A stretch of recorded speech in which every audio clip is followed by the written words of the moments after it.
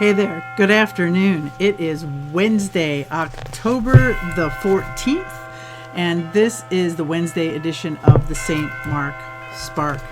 If you notice, I've got my preacher's robe on, my clergy robe, my liturgical leadership robe on, but I also have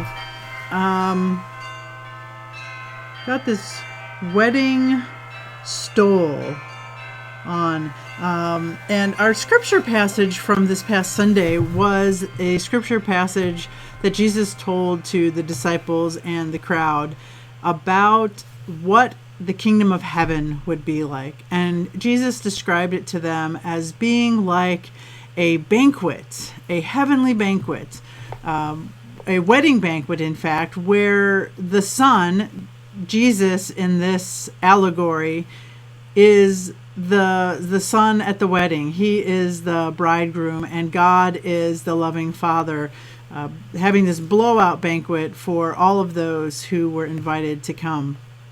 And as the story goes, the normal invitees, the original invitees, decided that they were too busy, they had too much going on to come to the wedding, even though they likely had already responded in some fashion positively.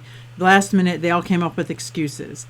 And so the God, the Father of this banquet, sends the servants out to go and gather up anyone that's in the streets, anyone that they can find, to come and sit at the table to enjoy this banquet for that he has put on for his Son. And they do. They come, they arrive, and I'm assuming they ate and drank and were merry, and the Son, whatever happened then at the banquet, in this allegory, the Son would have gotten married.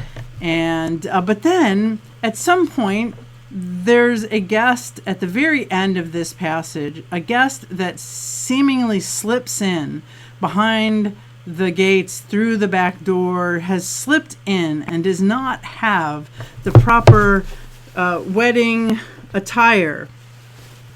And so I had several folks who had asked me, they said, Pastor MP, what was it with the guy that got kicked out? And it is really a separate parable in many ways. It's attached to this passage, but it is a separate parable. And so I'm going to read from interpretation commentary for the book of Matthew for this passage. It goes like this: the supplemental parable of the guest without a wedding garment is offensive to some folks. Why should the king be so incredibly harsh to the poor man who has hastily been brought in from outside, who presumably had no opportunity to borrow a clean tunic fit for the occasion? And why should the king ask, friend, how did you get in here without a wedding garment? After all, was it not the king who told his slaves to bring everyone in that he'd find? The answer to all such questions, of course, is that this is not an ordinary story, but it is an allegory. So I looked up the word allegory just to make sure I was right on track. And an allegory is a picture or a story picture that tells one story on the surface, but also has some sort of hidden meaning or other meaning. The wedding feast is not the church, but it's the age to come. The required garment is righteousness, that is, behavior in accordance with Jesus' teachings. The man is speechless because he has no defense. He accepted the invitation of the gospel, but refused to conform his life to the gospel teachings. And so in this short amount of time here, that is a short answer to the question, what is going on with why the guy, the king, kicked out the guy without the wedding garment. It seems harsh and hasty, but the allegory is speaking to the garment of Christ, the washing away of sins and the putting on of the righteousness of Christ. And how did this man slip into the kingdom of heaven after having accepted the gospel, but then not living out what it means to live out the gospel life, not having put on the true garments of Jesus Christ?